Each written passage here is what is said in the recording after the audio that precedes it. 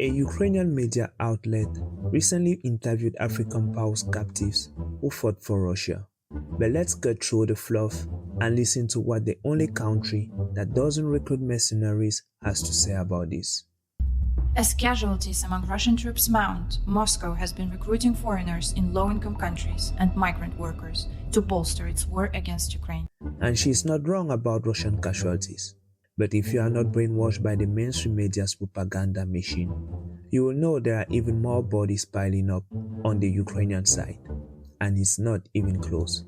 The mainstream media is giving the impression that Ukraine is actually winning this war of attrition, and that at any moment the Russian military will collapse. Russia's vast stocks of Soviet-era weaponry are running out. Russia's narrowing advantage in Ukraine. Meanwhile, Ukraine's commander-in-chief claims Russia doubled the number of tanks and armored vehicles, tripled the amount of artillery. So who's right? The biggest joke in this war of attrition is how Ukraine claims to inflict 7 times more casualties on the enemy, yet Russia benefits from a 10-to-1 advantage in firepower.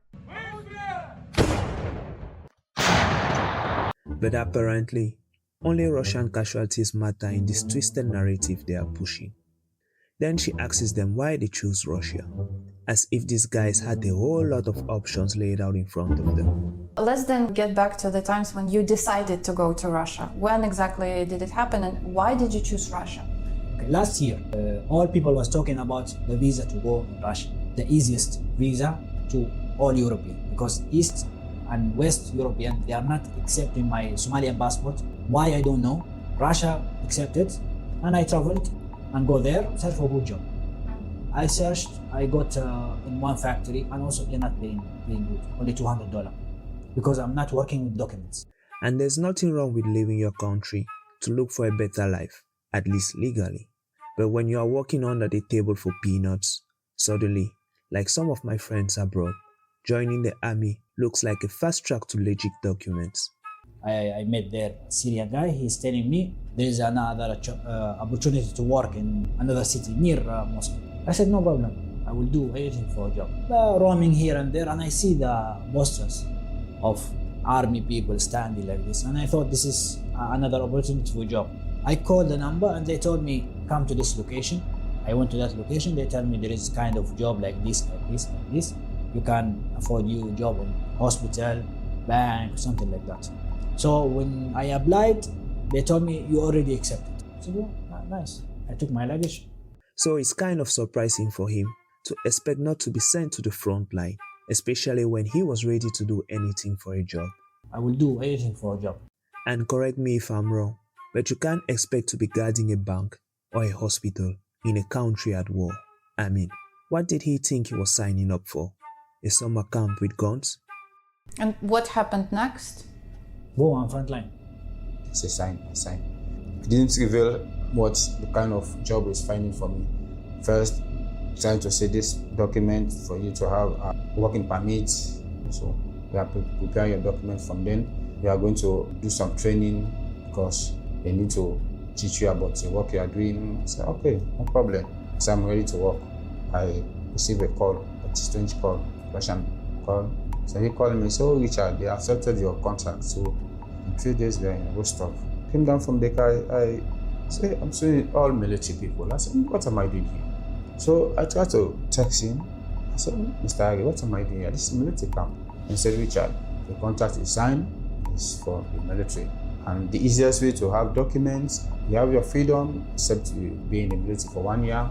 From then, after your 1 year finish, you have your documents, you are free in Russia. I said, no, this is not my plan. And I've been critical of the Somalian captain's naivety about his job expectations. But Mr. Richard, come on. With his military background in his home country, I was been in the military for over 10 years in my country. You would think he'll know better than to sign on the dotted line without asking a few questions. But let's be real. As a captive fighting for your freedom, you'll say the sky is purple if that's what it takes. It's not exactly the time for brutal honesty. So she asks them what it feels like fighting for Russia. How did you feel when you realized that this is war and you were taking part in the war on the Russian side? The time I was there in the front line, it was a horrible time. You cannot think because the rockets are coming from this side to this side to this side. Run for your life. The only feeling that I try to explain the commanders what I'm trying to say, that's what I supposed to do. Can I go back? But there is no communication. This is the only problem. After 4 days, I've been captured. Did you hear about Russia's war against Ukraine before Rostov or before Donetsk? Yes, I heard about, because we are watching CNN, BBC television about Ukraine and Russia war. What did you think about it?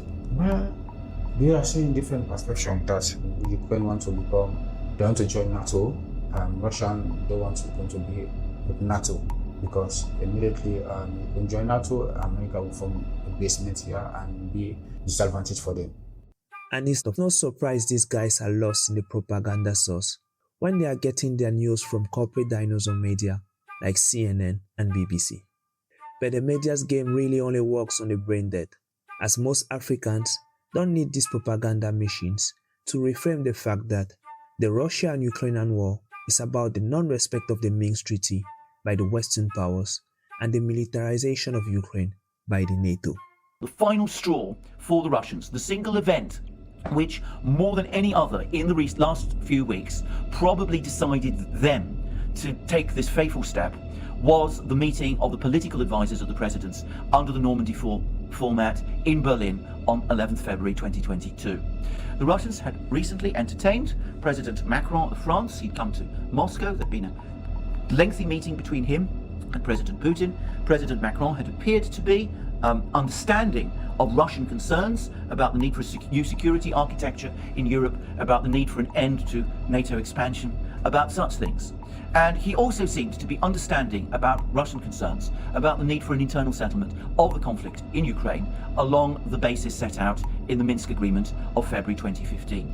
So I think that the Russians probably hoped that when the political advisors of the presidents did eventually meet in Berlin on the 11th of February, some progress would be made to arrange some kind of meeting between the Ukrainian government and the representatives of the two republics of the Donbass, the Donetsk and Lugansk People's Republics, as required by the Minsk Agreement. Instead, what happened after 9 hours of talks was that Ukraine simply refused to budge. It flatly refused to budge. And we know, because the Russians have said so, that they blame this Ukrainian intransigence principally upon the United States, which they feel has been actively sabotaging the Minsk Agreement, but they also became extremely angry with the French and the Germans, who, as far as they were concerned, were colluding with this Ukrainian refusal to act out the Minsk Agreement. So I have my doubts that Mr. Richard, with his military background, is really this clueless about the war.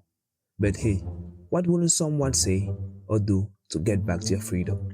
Do you want to be exchanged? I want to be exchanged if I don't have any opportunity, because I was asking a question to international body and the European Union to assist us, to help us, because now my contract is still on. I don't know what is my fate if I've been exchanged. Go to Russia and again, I don't want to go back to the front line. Do you want to be exchanged to Russia? If this is the only chance, I will do it. If I'm going back to Russia, because of my family, because I want to give them money, give them good education, good life. After that, I will search for another solution for myself. But if I'm going from here to Somalia, I'm going back again to zero. So I lose the two. What if in Russia they once again offer you to fight for the Russian army? No, it's one time. When you make mistake one time. So apparently, it's better for them to return to the life they had in Russia than to ask to be integrated into Ukraine or any other European countries.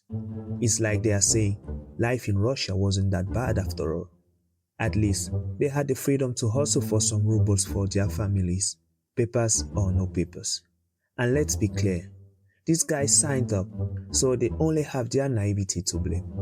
But if you appreciate my concise and blunt commentary on the tragic reality of African POWs, hit the subscribe button. It's free. Then go check out my video on why Egypt and Somalia accidentally proved Ethiopia right in its fight for development.